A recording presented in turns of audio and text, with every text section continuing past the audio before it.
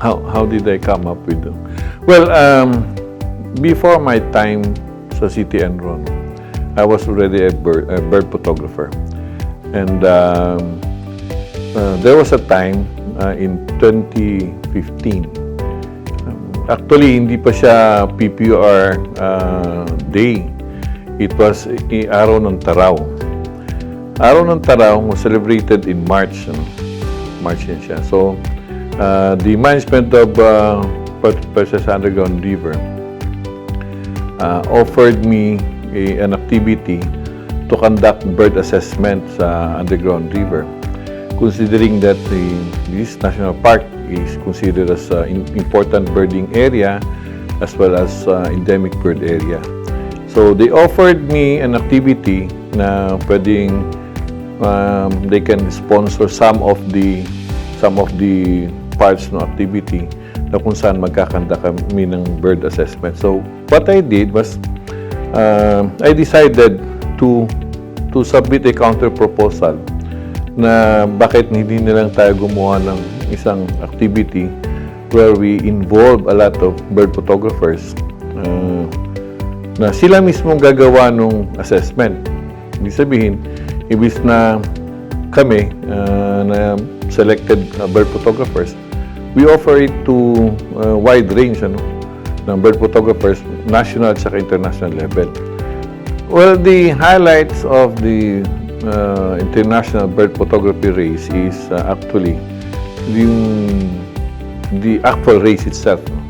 The participants are brought to different places in the national park, sa ating PPUR, and other places in Puerto Princesa City where they can see and photograph different Palawan endemic birds as well as mga residents and rare migrants sa Puerto Princesa. Very excited sila kasi the Puerto Princesa is actually one of the few places in the Philippines na where birds are often seen. Madali siyang makita, hindi mahirap. You don't have to go deeper inside the forest to see them. Merong, especially sa underground river, na talagang, because probably of its preserved habitat at sa mga puno niya, mas madaling, maraming malinis siyang puntahan ng mga ibon at madali siyang makita. And then, of course, aside from that, maliban sa nag-i-enjoy yung mga participants natin sa pagpicture ng mga ibon, na-enjoy din nila yung different places natin sa Puerto Princesa. Hindi lang underground river. Of course, primarily underground river kasi nga being a national park. Kasi even doon sa mouth ng river, they will have a chance to go there and visit it. At the same time, makikita nila yung mga ibon na nandun sa loob ng parke. And also in other places like Iwahig, Prison and Penal Farm, at yung ating Palawan Flora and Fauna in Irawan, Magaruwak, Tunapsan, Muntible. Ito mga areas na to, ito yung mga birding sites natin na pinupuntahan at pinupromote natin. And of course, finally, the bird race itself is a biodiversity-related activity. Makikita nyo na ang pinupromote natin are endemic birds and wildlife.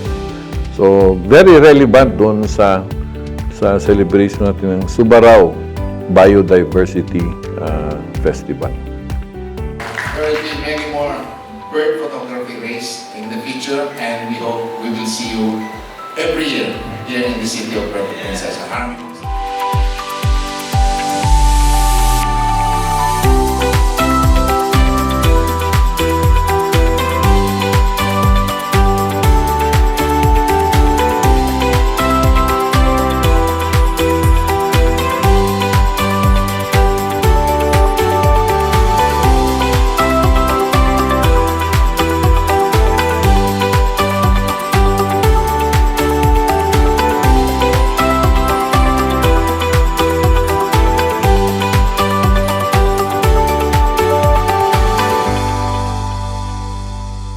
Well, in the first place, when we started the bird race way back in 2016,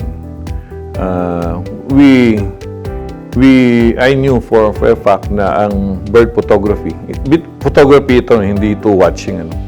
Kaya mas naging credible yung activity. Kasi nga, ang proof natin na meron silang nakitang ibon na is their photos taken of the birds. So, alam natin na yung bird photography is very popular and famous among people, hindi lang locally, but internationally. In fact, ang Philippines and Puerto Princesa is already behind other countries like Costa Rica and the rest of South America, Thailand, napaka-advanced na sa birding activities, Taiwan, and now emerging is China. So, nung naisip namin yan, noong 2015 na first bird race, is we targeted international participants kagad. So, at first, we had only 3 international participants, 3 countries, from China, from Hong Kong, one team from the United States, and one from Thailand. So, that's the first year. And then the second year, we were participated in by other countries from Australia, from Saudi Arabia, Taiwan, and Singapore. As we go on, dumadami na.